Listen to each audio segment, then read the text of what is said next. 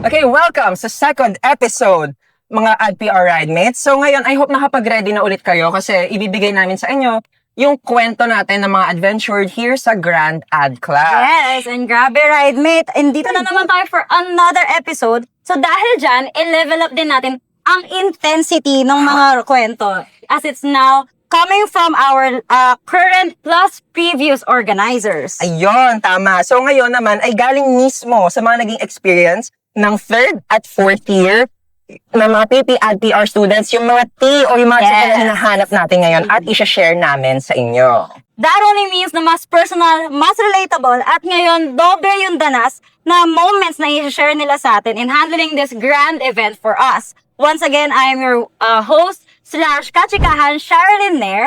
And I'm Jeric Dane, one of the best hosts available for this insightful but, chill na chikahan. Yes. And welcome to the second episode of Anong Kwentong GAC Mo.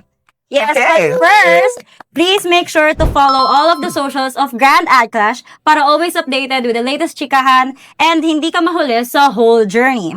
For our YouTube, Spotify, and Facebook at Grand Ad Clash, Instagram, X, and TikTok at Grand_Ad_Clash. Ayan, sanay na siya mag-promote, guys. Also, shout out din sa ating official brand partner, kay Kami, na lagi natin kasama kahit saan at kahit kailanman. Yes, and for today's episode, Ridemate, Okay, right, I Nate? think ito ang pinaka masasabi mong danas.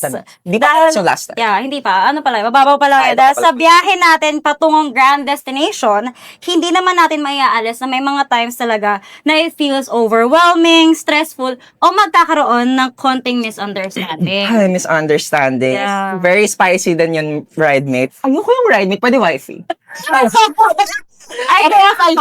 Ayaw mo na. Sige. Ride-mate na lang. But we can't blame anyone here because we're all just human. Tao lang tayo. And tinatry natin na maiwasan yung mga ganong frustrations, diba? So, just like the public transportation here sa Manila, siksikan, magulo, Mausok. mapanghi. Ayun, sabay-sabay yung mga nangyayari, pero kailangan push pa rin no matter the pressure. With all that, This episode is entitled Siksikan Station, The Pressure Stop. Siksikan nga kasi. Siksikan kasi. So, ayun, anyways, pinagpawisan ako doon sa ginagawa. Pero yun, mas mag-iinit pa yung kwentuhan natin kung meron tayong kasama. Tama, di ba, wife? Yes, sir. Ayoko talaga. Kaya naman, let's welcome our guests for today's episode. Yes.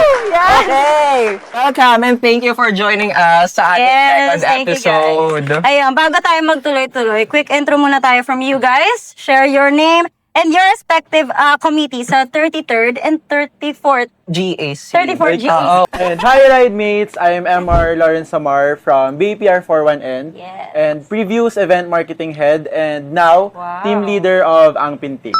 Wow! Team leader. Hi, Ridemates! I am Fanny Denise Arellano from BAPR 33D, Abantres, and I currently serve as the brand partnership head of the 34th Grand Ad Clash. Wow. Wow. Puro head ang Oh, guest puro natin heads. for today. Ayan, so, kumusta naman kayo? Lalo na ngayon, almost a month na lang at GAC na. Ayan, or if you can recall, from your edition, during your edition, how's the feeling nung 1 month na lang, GAC na?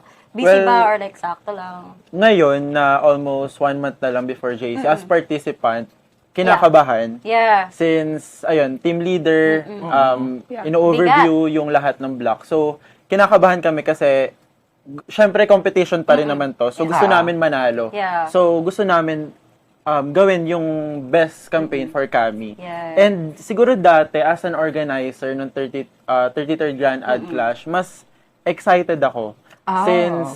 Since tayo yung magmamount ng event, so mas excited ako for the brand and mas excited din ako na ma-witness kung ano yung mga ipapakita ng mga participants. How about you, Fanny? For me, actually, nakaka-relate ako kay Kuya MR sa fact na we are able to work with different brands talaga. As brand partnership head, I'm very excited with yung outcome ng pinaka-event natin. And super excited ako with working with the brands, with communications, Kami. whatsoever. Especially with our co-presenter, si Yes. Kami. So, ayun siya for me. Okay, so for that, for both editions ng Grand Ad Clash, paano nyo na-handle yung like pressure ng deadlines and responsibilities sa mga like respective committees nyo?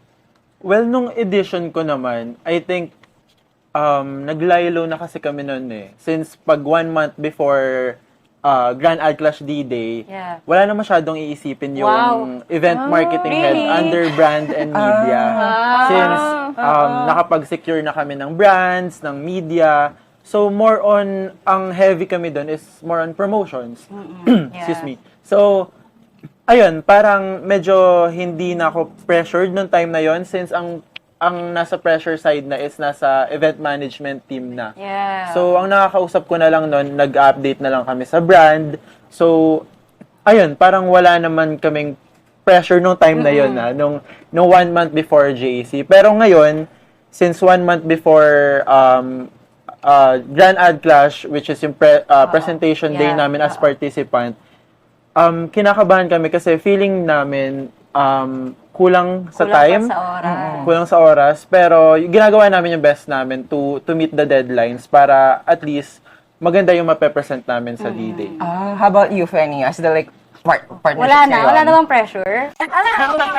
Parang medyo opposite sa ano Yeah. na Kuya Okay. Emor. Siguro kasi in a sense na for us kasi we are still ongoing. Yeah. And then despite na kapag nakapag-secure na pala ng ng brands, parang common misconception din kasi na wala nang ginagawa si problema, brand. yeah. Pero in reality din pala is constant pa rin pala yung communications, constant yung back and forth pagdating sa brand as well as sa committees kasi kami yung pinaka point person Yeah. pagdating sa brand. So you can't really be absent on any Oo, day. kailangan Oo, on proactive anything. lang lagi. Oo. So like in any activation na involves si brand, like through promotions or through we try to involve ourselves talaga Yeah. para active yung communication with the brand. In terms of kung paano nahahandle yung pressure sa Grand Ad Clash, I think mostly kapag nag-hit talaga yung spike as a head, nagre-rely talaga ako sa pinaka-core heads namin, especially kay Jaja. Project head. Yes. So with that, parang mas nakakampante ako as a Yeah. head kasi I always know na may mga heads kami, like Yeah. katulad ni Kuya Emar nung previous year nila, mga event marketing head as well as yung project head natin para sumalo or like may backway pa rin kami Yeah. pag pressure hits. May katulong talaga. Oo, it Yes. isn't as heavy as it should be kasi, ayun nga, Yeah, magkakasama you're not naman tayo. Tulong-tulong tayo. You're not handling this alone eh. As Siguro a team to add talaga. lang din on that, parang constant kasi yung kailangan naming i-impress yung brand Yeah. na nakuha natin. True. So parang andun yung bigat sa event marketing team, lalo-lalo na sa brand partnership, na parang lagi niyong kakamustahin yung brand kung Yeah. satisfied ba sila dun sa service na nakukuha nila. Tama. Para kung worth it ba yung partnership na nakuha nila, di ba? So far, I think Cam is Yeah. fine with us. Yes. I think very satisfying. Very So, satisfied. Pero the conversation's getting serious. So to make this more fun, let's play a game. Ang laron to is say the same word. Okay. Ayan. Or at least try lang since Okay. magkaiba tayo ng edition. Explain ko. So, bale, bibigyan namin kayo ng prompt. Tapos, parang line, tapos dudugtungan nyo siya ng isang word na like, dapat pareho kayo. Kailangan magsabay. Tingnan natin kung magkoconnect yung minds nyo. So, ayun, malalaman natin if may similarities ba sa take nyo, kahit magkakaiba kayo ng edition ng GAC. Yeah. So, ayun. Ang magiging hudyat para sumagot is 1, 2, 3, say. Say. Okay? Oo. Say, sabihin niya na yung word. So, after that, i-explain niyo lang why that word yung napili ninyo. So, are you guys ready? Ready? Baka Okay. magulo pa sa inyo, pero I think magigets na naman kapag nilaro na natin siya. Sige. Let's start. So, deadlines a month before GAC felt like blank. 1, 2, 3, say! Stop Stressful. sign. Stop Stop sign. sign. Sige, mauna tayo sa stop sign. Sige. Feel ko kasi 1 month before the Grand Ad Clash, as in, grabe talaga yung preparation, especially for brand partnerships, kasi active communication talaga siya. So, in terms of bakit siya stop sign, feel ko lang na may mga times na before kami mag-proceed, kailangan mag-step back muna kami for as brand. Kasi grabe talaga yung pressure on our end to, again, as mentioned ni Kuya Emar, to keep appearances Yeah. as well as to maintain yung good relationship na meron kami with the brand. So, ayun yung napili kong word, stop Grabe. sign. Stop Okay. sign. Actually, oo, medyo nakaka-relate ako dun bilang sa programs committee ako galing. Parang Yeah. nakatigil nga kami, kinakabahan, parang may gagawin ba tayo? Ganun. Anyway, so, kaya ano yung word mo? Stressful. Stressful. Okay. Siguro sa sa part ko naman, as event marketing head, nung mga time na yun, 1 month before JC, stressful siya kasi, pero sabi ko kanina, di ba, parang walang pressure. Wala nang pressure, wala nang gagawin. Since, yung mga committees na hawak ko is very responsible sila from brand partnership, media partnership, promotion. So, lahat is smooth naman kami within our department. Pero 1 month before JC, parang more on kumukuha na rin ako ng i-oversee sa ibang committee. So, tumutulong na din ako. And to meet deadlines, ganun, mga posts, creative. So doon na nag-extend na rin ako ng help sa other department to meet our deadline. Siguro, back track lang din since more on pressure to. Since, di ba, tayo, yung organizing committees, binubuo ng different block. So, parang in a way, nangangapa. Minsan, pag may hindi nagpa-perform, hindi mo alam kung paano i-approach. Since hindi mo sila ka-block. So, compared sa ka-block mo, so masasabihan mo talaga siya. Alam mo kung paano mo siya kakausapin ng So, gawa.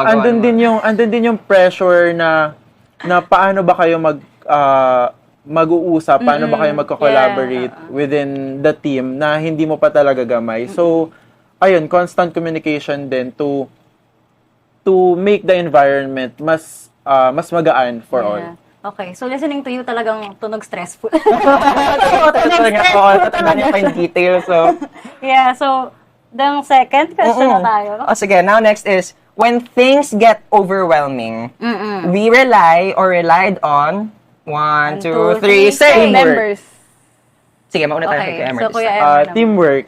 Siguro, parang connected siya dun sa nasabi ko kanina. Since, kayo lang yung maaasahan nyo sa isa't isa and kayong 3rd years lang yung talagang magtutulungan for this. Yeah. So, teamwork talaga yung maaasahan nyo pag kailangan nyo na. So, kahit parang in a way, hindi na kayong mag-iisipan na ginawa ko na to, so ba't ko pa gagawin yan? So, you have to extend yourself.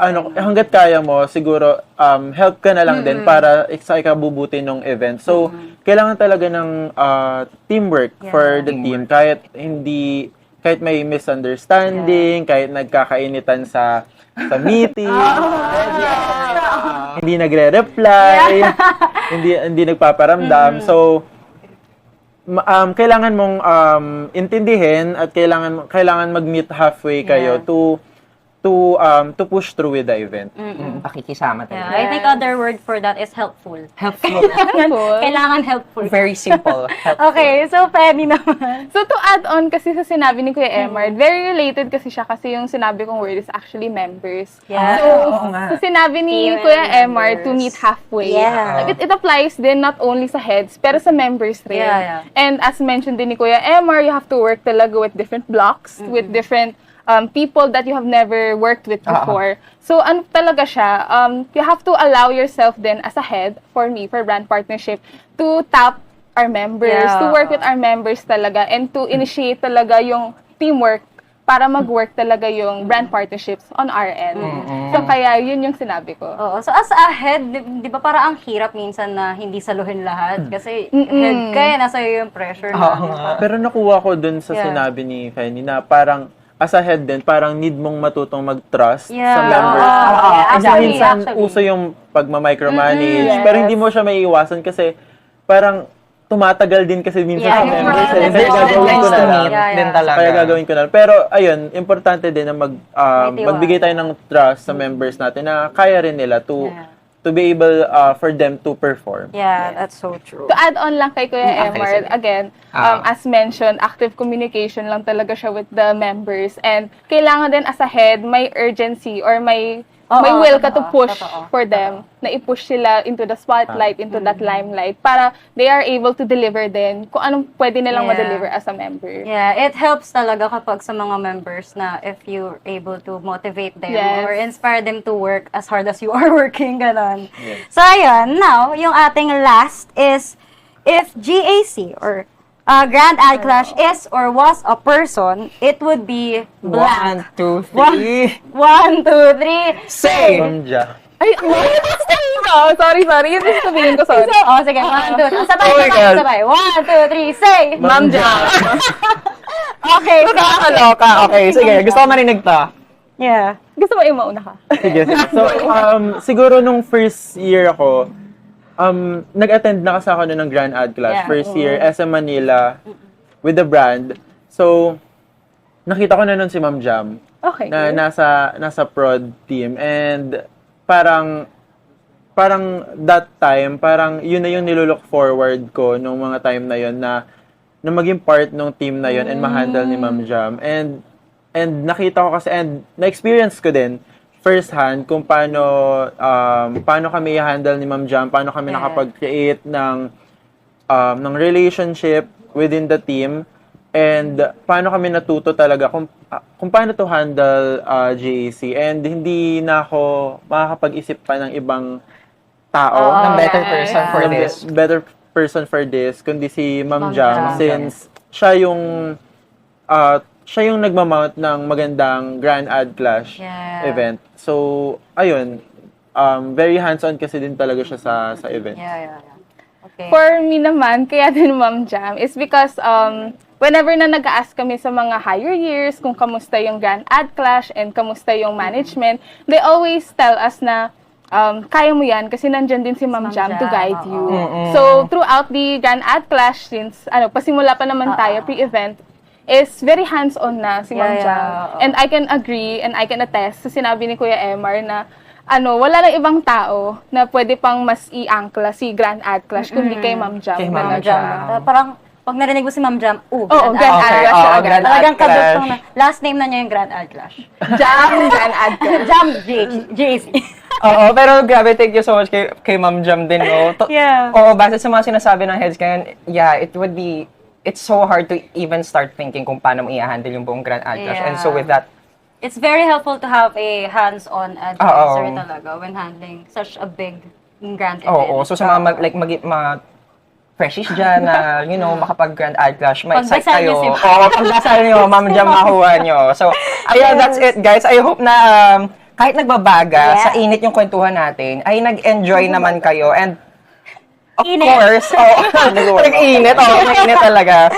So, ayan, maraming nanonood ng mga future ad PR na sasali din sa Grand Ad Clash. So, before we end, as ates and kuyas, and since yung pressure is everywhere, siksikan sa ating mga students, anong gusto niyong sabihin sa mga students na nakaka-experience itong pressure or what we call the siksikan station? Ako na lang muna, Kuya Emma. Okay. Para last ka na. Para pasabog yung pang-ending. As a senior, no? So for me naman, for those na will become organizers in the future, lalo na yung mga second and first years natin, to say lang din, lahat kasi kami, halos first time lang din to mount such a big event such as the Grand Ad Clash. And with that, I believe, normal lang naman ang pressure. Normal lang din na may feeling ka na inadequacy, ganon. Yeah. Pero, Inadequacy. yes. I love it. I love it, Will. Ito. Pero for that, you always have your core heads. And then, as mentioned din, you always have Ma'am Jam, your advisor, to help you in mounting such a huge event such as the Grand Ad Clash. And with that, laging yung tatandaan na it is always a collective effort. So allow yourselves to be under your core heads or your committee heads, but also allow yung as heads to reach out to your members, to allow them to grow and to initiate pagdating sa pag-mount talaga ng Grand Ad Clash event. Yes. Teamwork talaga. Yeah. Sabi nga dun sa last episode, diba? If I remember Oo. correctly, it's not hard, it's just new. Oo, it's not the hardest Okay, so for Kuya Emmer naman. Ayun, agree ako kay Fenny na parang normal na ma-pressure. But despite the pressure, despite being scared, kailangan mo mag-show up. Since showing up means na nag-grow ka, Yeah. means na you're willing to learn, and means na you're destined for greatness pa sa Yeah. ibang mga bagay. So, parang ayun, okay lang na ma-pressure, but kailangan mong harapin, kailangan mong kailangan mo siyang labanan, maramdaman. kailangan mong maramdaman yun para mag-grow ka. Yeah. And dun mo marirealize yung fulfillment. Since nung nung time ko, hindi rin naman namin alam kung paano gawin to, paano Yeah. paano makipag-usap sa client. We're pero always yung just a beginner. pero yung beauty of learning Yeah. na parang ganito pala siya, parang next time alam ko na yung gagawin ko. Yeah. So parang ayun yung fulfillment sa sarili mo na may natututunan ka and nalalaman mo na kaya mo pala. So okay lang ma-pressure basta bounce back ulit. Yeah, exactly. It's always such a fulfilling feeling kapag kapag parang nare-realize mo sarili mo na kaya mo naman after such a challenging experience, no. Pero laging may saya behind all that challenge. And lastly, despite all these pressure, what mindset yung tingin yung makakatulong sa kanila para mas maging steady or better yung pakiramdam or yung feeling after? Ako, for me, always be open to learn talaga. Kasi at the end of the day, learning experience talaga si Grand Ad Clash. And then, as mentioned, since first time halos ng majority of the organizers, dito talaga kayo makakuha ng mga learnings pagdating sa event mounting or in our regard sa brand partnership, in client relations, pati yung sa pag-handle talaga ng brand. So, always and always talagang learning experience siya. Hindi ka lalabas ng Grand Ad Clash nang wala kang matututunan with your colleagues as well as kay Ma'am Jam. So, super kailangan talaga yung mindset is very positive tayo in terms of sa learning and hopefully open din tayo to make mistakes as well Ang and ganda to nun. learn from our colleagues. Okay. Well, to add on that, I think i-acknowledge natin yung mindset na hindi natin alam. Parang feeling ko kasi the more na iniisip natin na hindi natin kaya, hindi natin alam, the more tayong mas nadadown to try new things. So parang it's okay na i-acknowledge natin na hindi ko pa naman to alam but I'm willing to learn. Kagaya nung sinabi. On a positive Face note the talaga. unknown. Kasi parang the more na iniisip natin na baka hindi ako mag-perform well or baka magkamali ako, the more siya mag-hold back sa atin na nakunin yung role. Or parang ganun din siguro siya sa pag may ino-offer sa'yo na role, Yeah. na gusto mo ba mag-head, tapos tatanungin mo sa sarili mo, kaya ko ba? Usually, ganun yung hesitation na parang, oh my Doon God. lagi nagsisimula na kaya ko ba, baka hindi ko kayanin, baka hindi ko kayanin yung pressure na mag-head. So, parang ayun, since nga ang pagiging head, di ba, is kailangan maraming kausapin, kailangan maraming i-handle. So, okay lang na i-acknowledge sa sarili mo na hindi mo pa naman to alam, but kailangan mong alamin. Yes. Kailangan mong subukan para, in a way, to experience lang. Since yun naman din yung pinaka maganda ngayong college years natin is to experience yung mga bagay-bagay and learn from it. Yeah, and I think kaya rin naman tayo, a lot of times, bago tayo mag-start, we always have this curiosity and the fact na hindi natin alam, so gusto nating alamin. Yes. So mas better talaga na laging on a positive note yung may hindi natin alam instead na, hindi ko alam. Oo, it's really nice to be open to new experiences. Di ko alam, sige, decline ko na wag lang. na lang, di ko alam. Instead, Parang, hindi ko alam, mag-stay pero ka na sige, lang. kaya ko Oo, to. trust me guys. Ang daming yung matututunan kapag tinry nyo yung something new. It's not that scary once you actually get It's into it. very Parang kami, ngayon lang namin kayo nag-host, but like, Yeah, we did it. We did it anyway. anyway! Singit pa yung kawan. And, Black ID. Nagano sponsor. Sponsor. So, yan. Thank you guys. So, it's been a great time having you guys here sa episode. So, Yes. ayun, Very thank you for insightful. sharing your Siksikan Station stories here. At sana nag-enjoy kayo. Kasi like, Yes. sobrang nakaka-stress talaga yung mga kineto na, especially galing kay Kuya MR Stressful. bilang from the third year and like fourth The year. fourth Yung sa year. 2 editions ng Grand Ad Clash, 2 patong na stress yung narinig natin today. And before we say goodbye to our AdBR Ridemates and our viewers, please don't forget to follow our socials to make sure na updated kayo sa latest happenings at sa buong journey. For our YouTube, Spotify, and Facebook at Grand Ad Clash, Instagram, X, and TikTok at Grand_Ad Oo, Clash. second episode na to, dapat naka-follow na kayo. Diyos ko po. Ay, Maraming salamat rin sa official brand partner natin sa palagi niyong pagkasama. So, ayun, kahit saan, kahit kailanman, thank you so much, Kami. Ayan. And thank you rin sa mga kapwa natin pasahero na nakisakay at nakichismis sa ating second episode. We'll see you sa mga susunod nating kwentuhan. And again, I'm your host / kachikahan, Charlene Nair. And again, I'm Jeric Dane, and I hope yung sakay nyo ngayon, okay lang, komportable naman kayo. Oo, comfortable. Kahit stressful. Kahit stressful, no? yung So, ayun, kwento. see you again sa next episode. Dahil balita ko, mas malalim at mas emotional naman yung ating mga magiging kwentuhan next episode. Ganun tayo. Kanina kaganyan tayo, ganun tayo. Kaya naman, ride with us to the grand destination at be our ride mates dahil marami pa tayong kwentong ibubulgar soon.